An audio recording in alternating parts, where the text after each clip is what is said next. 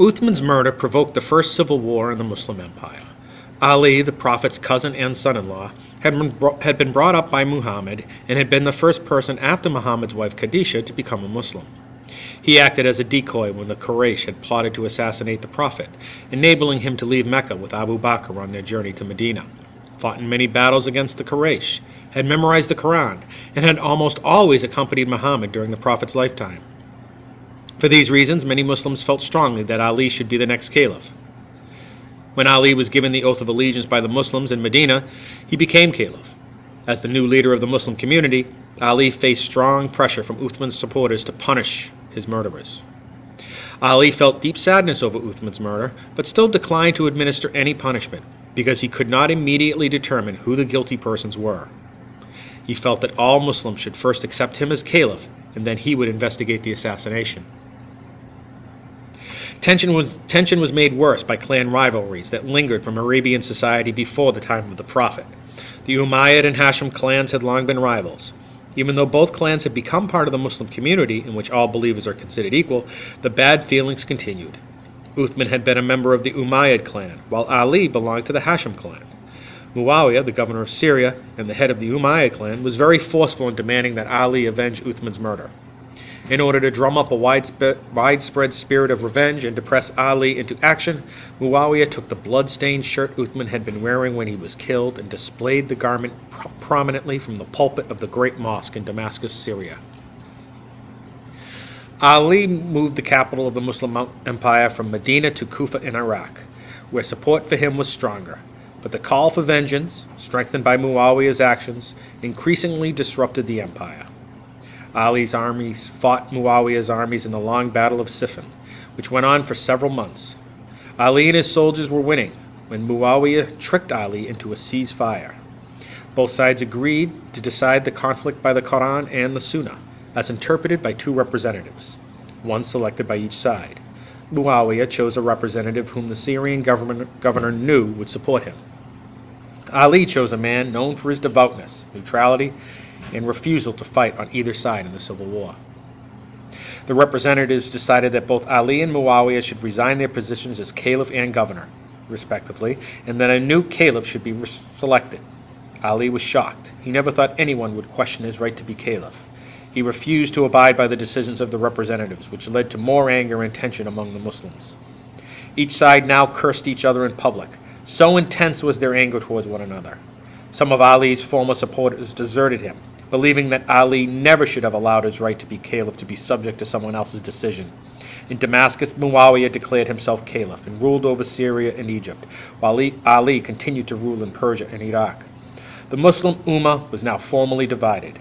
Finally, in 661, a group of Muslims who were angry with both Muawiyah and Ali attempted to murder both caliphs. Their attempt to kill Muawiyah failed, while their attempt to kill Ali was successful.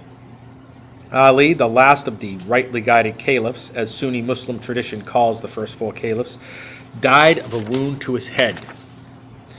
After Ali's death, Muawiyah was successful in persuading Ali's and Fatima's eldest son, Hassan, to give up his right to be caliph. Hassan reluctantly accepted, wanting to avoid more civil war, and left Kufa for Medina, where he died in 680. Muawiyah also died in the same year, but before his death, he announced that his son Yazid would be the next caliph. Yazid's appointment to the caliphate caused great turmoil because Yazid was not known as a righteous person, and succession by his son was not the custom of either Arabs or the early Muslims. Thus, many Muslims refused to acknowledge Yazid as caliph. Similarly, Hussein, the other son of Ali and Fatima, refused to support Yazid. Ali's supporters wanted Hussein to be the next caliph and asked Hussein to come to Kufa and become the legitimate ruler by taking their oath of allegiance. Hussein set out from Medina across the Arabian desert heading for Kufa. When he and his family and supporters were confronted at Karbala by their opponents, led by Yazid, Hussein refused to surrender.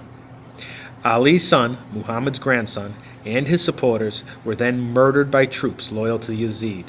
This was a pivotal point in Muslim history.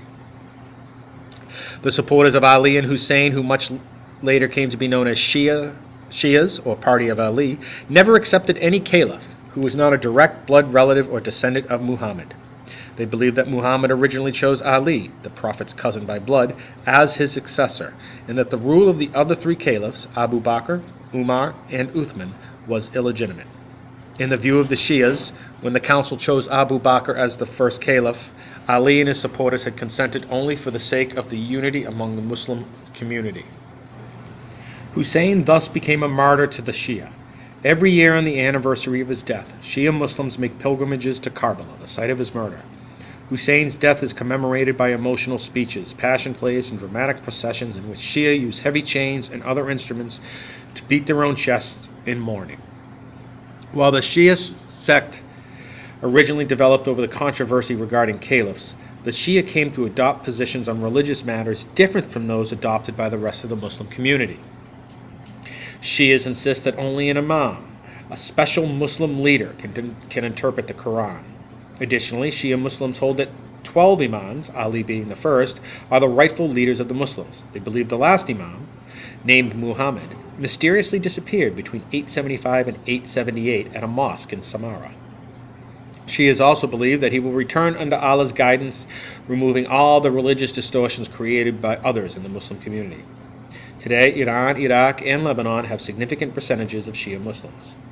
In contrast, the Sunnis, who make up approximately 80% of the world Muslim community today, believe that Muhammad did not specifically appoint a successor and that the rule of the first three caliphs was valid. Sunnis feel that Muslims who are devout but who are not direct descendants of the Prophet's family can still be Muslim rulers. In the early days of Islam, Sunnis adhered strongly to the idea of al-Jama'ah, the consolidated majority, believing that Allah blessed the large unified body of all Muslims and cursed the division of Islam into sects. In time, Sunnis developed a tradition of tolerance, believing that differences of opinion are a blessing to the Muslim community. As long as one does not deny the oneness of Allah or the prophethood of Muhammad, he or she is considered part of the Muslim community in Sunni tradition.